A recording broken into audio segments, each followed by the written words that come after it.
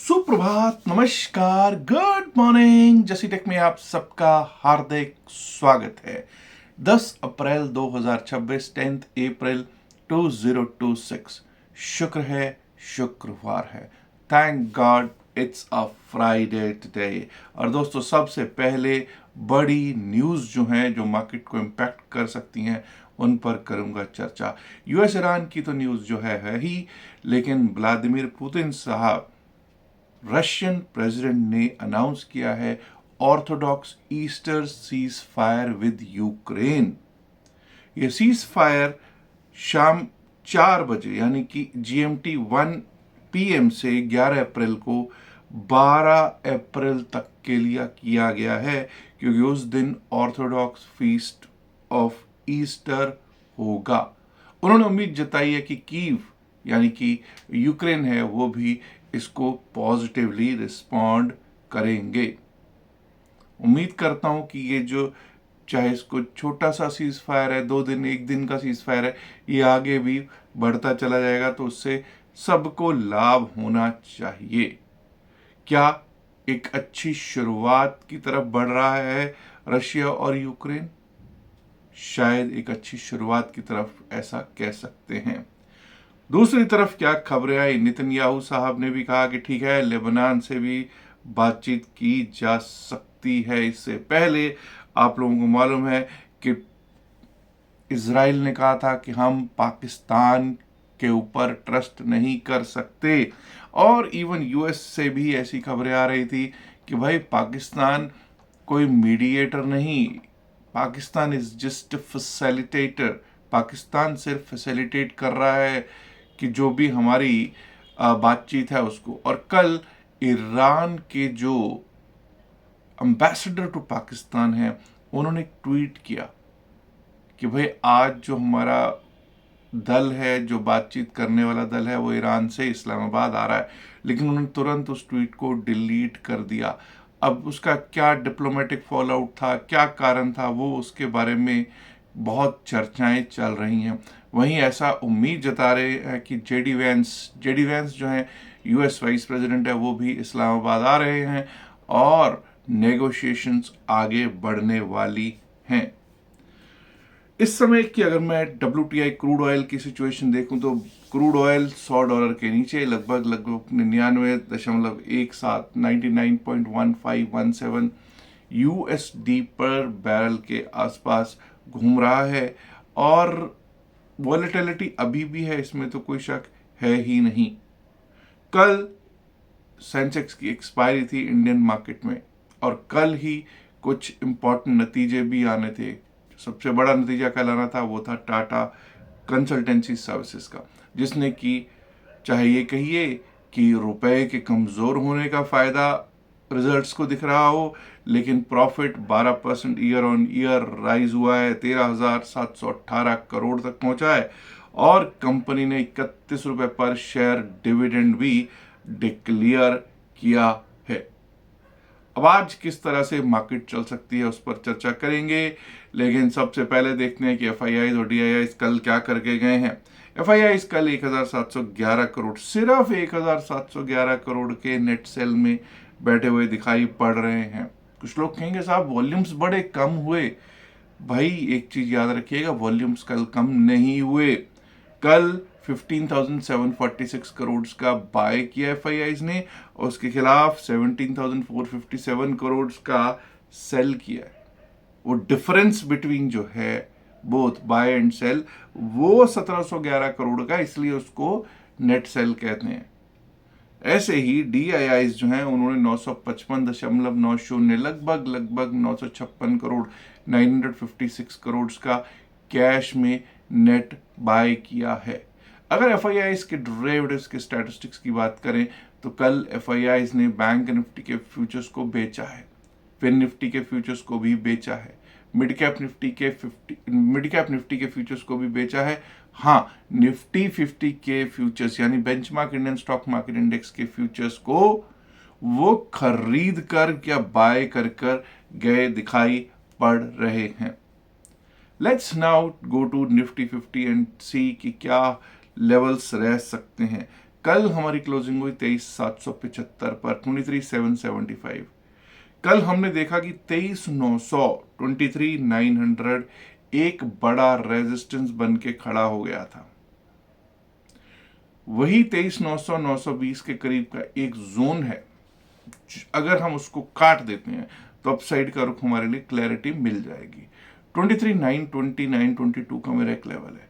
23,920 23,922 के ऊपर अगर हम चलने लगेंगे, टिकने लगेंगे, तो अपसाइड के बारे में सोचेंगे। डाउन साइड के बारे में तभी सोचेंगे जब कल का लो जो है 23,682 उसके नीचे जाने लगे। पहले अपसाइड की बात कर लेते हैं, फिर डाउन साइड की भी बात कर लेंगे। 23,922 के ऊपर अगर चलना स्टार्ट करते हैं तो 23,980 23,980 23,980 के ऊपर निकले तो 24,025 24,025, और 24,025 के ऊपर निकल गए तो 24,092 24,092 24,122 24,142 24,142, और 24,142 के ऊपर भी अगर निकल गए तो दोस्तों एक बार को 24,200 के करीब हमको आता हुआ निफ्टी 50 दिख जाए तो कोई अतिशयोक्ति नहीं होगा। मैं तो चाहूंगा कि भाई 24,200 क्या, आज तो 24,500 भी पार लग जाए, लेकिन मेरे चाहने से कुछ नहीं होता। मार्केट अपने टेक्निकल्स पर चलती है, मार्केट प्राइस एक्शन पर चलती है, मार्केट चलती है जो बड़े बड़े स्टॉक्स हैं जिनका अच्छा खासा वेटेज है वो किस तरफ का रुख करते हैं। अगर वो लाल है तो फिर मार्केट कल जैसे देखा आपने लाल ही लाल दिखेगी, और अगर वो हरियाली में जो टॉप 4-5 स्टॉक्स वो तय करते हैं कि रुख किधर का होगा। वहीं अगर कल का लो कट जाता है 23,682 23,682 कट जाता है, 23,636 23,636 की ओर जाता हुआ दिख पाएंगे। वो भी कटा तो 23,600 23,600 this should act as a good support. 23,600 should act as a good support, लेकिन अगर वो कट गया 23,561 23,500 23,561 23,500 नाउ 23,500 लेट अस होप कि अगर गिरता भी है तो यहां से एक बाउंस, एक रिबाउंड करना तो चाहिए। बाकी फोकस कहाँ रखना है वो आपको मालूम है। HDFC bank, state bank of India, जिसने कल क्या किया, मार्केट कैप अपनी ICICI बैंक से भी ज्यादा कर ली है। तो अब HDFC बैंक सबसे बड़ा weightage, state bank of India, ICICI bank, Reliance industries limited, ये जो 4-5 टॉप स्टॉक्स हैं इन पर रखिएगा फोकस। और हाँ, TCS ने आज कल क्या किया है, याद रखना है कि रिजल्ट्स अच्छे आए हैं, लेकिन 32 रुपए का जो डिविडेंड अनाउंस कर दिया उससे उस पर असर पड़ेगा। तो जरा फोकस वहां पर भी जरा ध्यान से देखिएगा। और क्या आईटी सेक्टर आज कुछ बाउंस करेगा या फिर मुश्किल है, वो भी देखना एक सबब रहने वाला है। चलिए अब देख लेते हैं कि किस तरह से आज बैंक निफ्टी चल सकता है। बैंक निफ्टी ने कल थोड़ा सा मुझे तो बहुत निराश किया, थोड़ा सा नहीं बहुत ज्यादा निराश मुझे बैंक निफ्टी ने किया, क्योंकि ऐसा लग रहा था बैंक निफ्टी ऊपर लेके जाएगा, लेकिन बैंक निफ्टी ने कल निराशाजनक प्रदर्शन दिया। 50 और 821 पर क्लोज है, 54,821 पर। अब देखिए जब तक 55,042 55,042 के ऊपर नहीं चलेंगे ना, अपसाइड के बारे में नहीं सोचेंगे। 55,042 के ऊपर 55,184 55,184, उसके ऊपर निकले तो 55,356 55,356। Above that we might be able to see 55,498 to 55,500, वही 55,500 वाला लेवल 55,500 आ सकता है। और अगर उसके ऊपर निकल गए तो 55,680 55,680। डाउन साइड पे 54,626 is yesterday's low, 54,626 is yesterday's low, कल का लो है 54,626। जब तक ये डाउन साइड के लिए कटेगा नहीं, डाउन साइड के लिए हम सोचेंगे नहीं। ये कटता है तो इसके नीचे हमारे लिए रास्ता खुल जाएगा 54,500 तक का, 54,500, जो कि उम्मीद कर सकते हो कि सपोर्ट का काम अब करना चाहिए, क्योंकि साइकोलॉजिकल सपोर्ट तो कहीं ना कहीं 54,500 का है ही।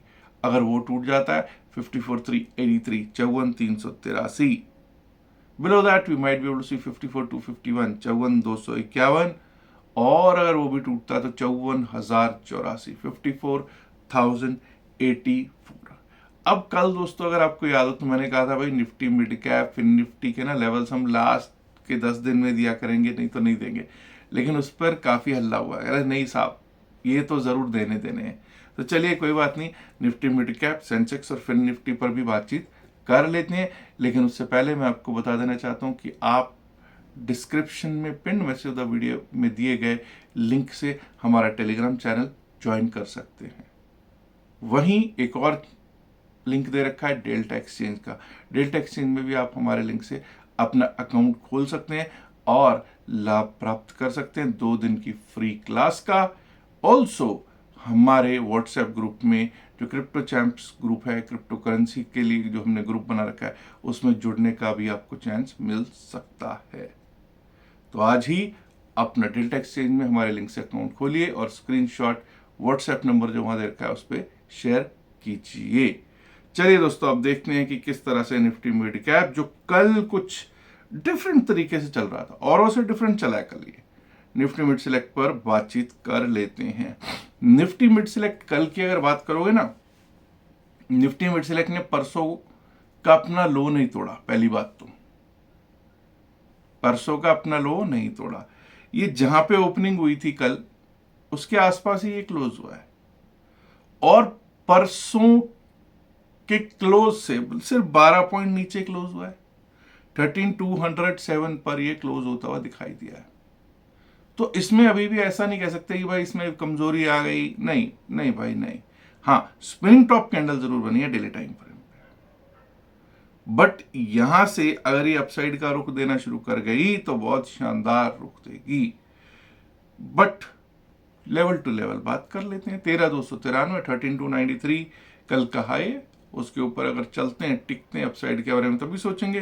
13329 13329 13356 13356 उसके ऊपर गए तो 13399 13400 13399 13400। डाउन साइड की अगर बात करें, अगर हमारा 13182 कट जाता है डाउन साइड के लिए, जहां हम क्लोज हुए उससे ज्यादा दूर नहीं है, 13182 कटा डाउन साइड के लिए, 13116 13116 and below that we might be able to see 13068 13068 13067 के लेवल्स आ सकते हैं और उसके नीचे 13000 भी दिख सकता है अगर डाउन साइड पर चलने लगे तो। आइए अब बात कर लेते हैं बीएसई सेंसेक्स। कल एक्सपायरी थी बीएसई सेंसेक्स की, जो कि एक्सपायरी हुई है 76,631 76,631 के आसपास। अब देखिए जब तक 76,807 के ऊपर ना चले, 76,807 के ऊपर ना चले, ना टिकें, अपसाइड के बारे में नहीं सोचेंगे। 76,807 के ऊपर 76,928 76,928 दिख सकता है। अगर वो पार होता है तो 77,042 77,042 77,197 77,197 77,309 77,309 और अगर वो भी पार हो गया तो 77,429 430 77,429 77,430 जो कि कल का हाई है वो भी दिख जाए, कोई बड़ी बात नहीं होगा। But if everything goes well then only 76,498 या 76,500 के नीचे जाता है, 76,498 497 अगर टूट जाता है तो नीचे का रुख स्टार्ट हो जाएगा, जो कि हमको 76,347 76,347 की तरफ लेके जा सकता है। और अगर वो भी टूटता है तो 76,216 76,215 216 तक आ सकता है। आइए अब बात कर लेते हैं fin Nifty, last but not the least fin Nifty, very important index, 25,685 पर क्लोज। 25,716 के ऊपर जब तक नहीं चलेंगे, 25,716 के ऊपर जब तक नहीं चलते, नहीं टिकते, अपसाइड के बारे में नहीं सोचते, 25,770 का लेवल आ सकता है 25,770 का। और अगर वो भी पार हुआ तो 25,845 25,845 and above that we might be able to see 25,941 और 25,941 के ऊपर निकले तो भाई 26,000 26,000 का लेवल दिख जाए तो कोई अतिशयोक्ति नहीं होगा। वहीं ऑन द डाउन साइड अगर 25,600 के नीचे जाना शुरू किया, 25,598 टूटता है, 25,598 के नीचे गए तो 25,556 25,556 25,502 25,502 और अगर वो भी टूट गया तो 25,445 25,445 के लेवल्स दिखाई पड़ सकते हैं निफ्टी फिन सर्विस में। अब कई लोग कहेंगे साहब इंडिया विक्स भी ले लो, इंडिया विक्स को क्यों नहीं देखा? चलो भाई इंडिया विक्स भी देख लेते हैं। इंडिया विक्स कल अगर बात करोगे ना, तो कल इंडिया विक्स लगभग 3.25% के करीब तेज हुआ है, 20.43 पे आया है, 20.43 पर आया जरूर दिखाई पड़ता है।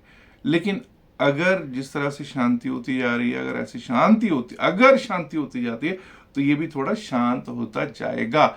इसलिए आज पहले बता दूं, शुक्रवार है तो मंडे के लिए कुछ भी होल्ड करके जाना बिल्कुल भी समझदारी नहीं होगा।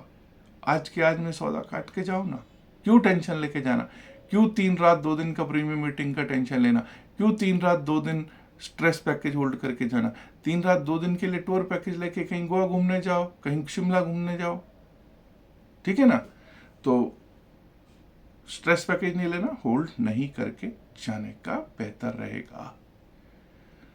याद रखिएगा, जो भी बातचीत वीडियो में की गई है सिर्फ और सिर्फ एकेडमिक पर्पसेस से की गई है। इसका बाय सेल की सलाह से कोई लेना देना नहीं है। बाय सेल की सलाह के लिए आप अपने फाइनेंशियल एडवाइजर से बात कर सकते हैं। उम्मीद करता हूँ आप वीडियो को ऑलरेडी लाइक कर चुके होंगे, नहीं किया तो लाइक कीजिएगा, शेयर कीजिएगा इस वीडियो को अपने दोस्तों के साथ ज़्यादा से ज़्यादा संख्या में। एंड माय डियर फ्रेंड्स, अगर आपने अभी तक जैसी टेक चैनल को सब्सक्राइब नहीं किया, देर किस बात की, सब्सक्राइब करना तो बनता है ना दोस्तों। शुक्रिया, नमस्कार, धन्यवाद, good luck for the day, bye bye.